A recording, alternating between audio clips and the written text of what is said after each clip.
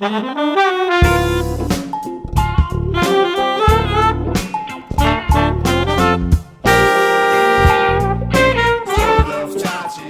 there, this is Vince of vinceprep.com. Common interview mistake that people make is when I'm doing a mock interview with a client, I often notice that you insist it's a mistake to give an example before the interviewer asks for one. In writing, you need an example in essays, in presentations, in AWA or TOEFL speaking, or normally in life, examples are great. And they're good in interviews too, but the point is it's not natural to answer more than what is asked. Try to only answer what the exact question and nothing more, because you don't know why the interviewer is asking the question.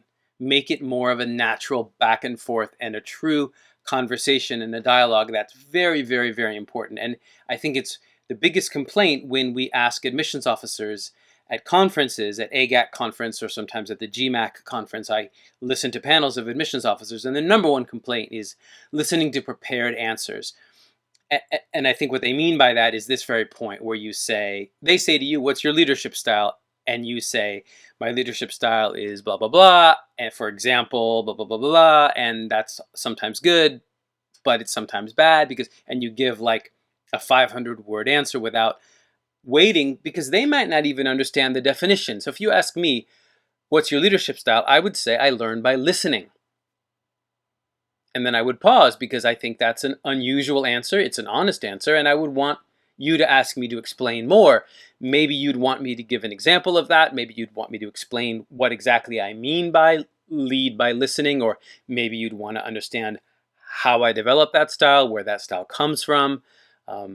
Maybe you'd want to know the downsides of that style. When does leading by listening not work? In what kinds of situations does leading by listening, is it not effective? For example, in a burning building, in an emergency, if you're a leader, or you're the one who notices the building is burning, you command. That's a time you need to lead by commanding rather than listening. So my point is, let the interview flow naturally. Let it be conversational.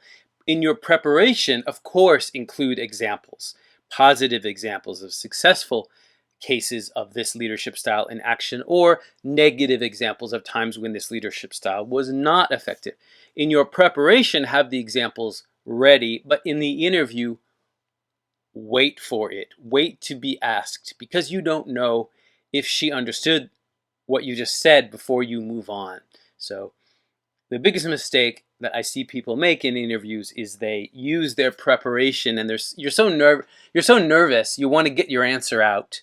And I'm going to stop this video now. I intended this video to be a minute long, and I know it's longer than that, so I'm going to cut myself off. I'm going to close as I always do, encouraging you or asking you to please do subscribe to my channel. Subscribers are the first to know when I've made a new video. I love making these videos whenever I can. So please subscribe. In the meantime, best of luck with your applications, your interviews, and with life. And bye for now.